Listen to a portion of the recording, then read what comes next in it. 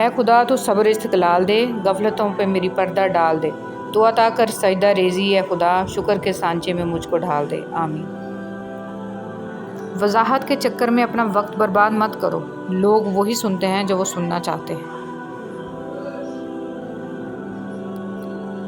دنیا کا سب سے بڑا انصاف یہ ہے کہ یہاں گناہ کے متلاشی کو گناہ اور فضل کے متلاشی کو فضل ملتا ہے۔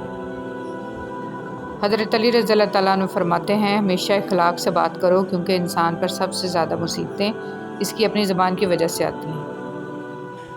رسول صلی اللہ علیہ وسلم نے ارشاد فرمایا، قیامت کے دن مومن کے میزان میں اچھے اخلاق سے بھاری کوئی چیز نہیں ہوگی اور اللہ تعالیٰ بے حیا بد زبان سے نفرت کرتا ہے۔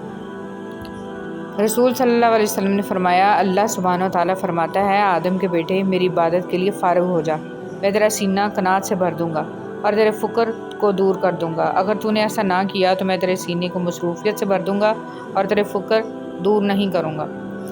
تعلقات میں ایک چیز ہوتی ہے ریڈ فلیگ، سرخ جھنڈے، جب وہ نظر آئیں تو سنبھل جانا چاہیے۔ عورت مرد کی امیری غریبی سے بالکل متاثر نہیں ہوتی، وہ تو بس اس مرد سے متاثر ہو جاتی ہے کہ کوئی مرد اسے کتنی عزت دیتا ہے۔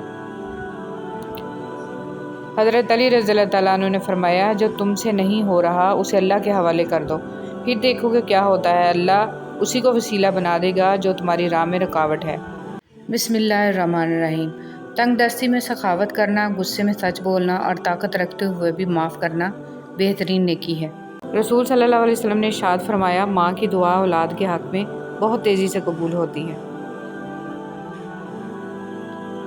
دو چیزیں ایسی ہیں جس میں کسی کا کچھ نہیں جاتا، ایک مسکراہٹ اور دوسری دعا، ہمیشہ بانٹتے رہیں۔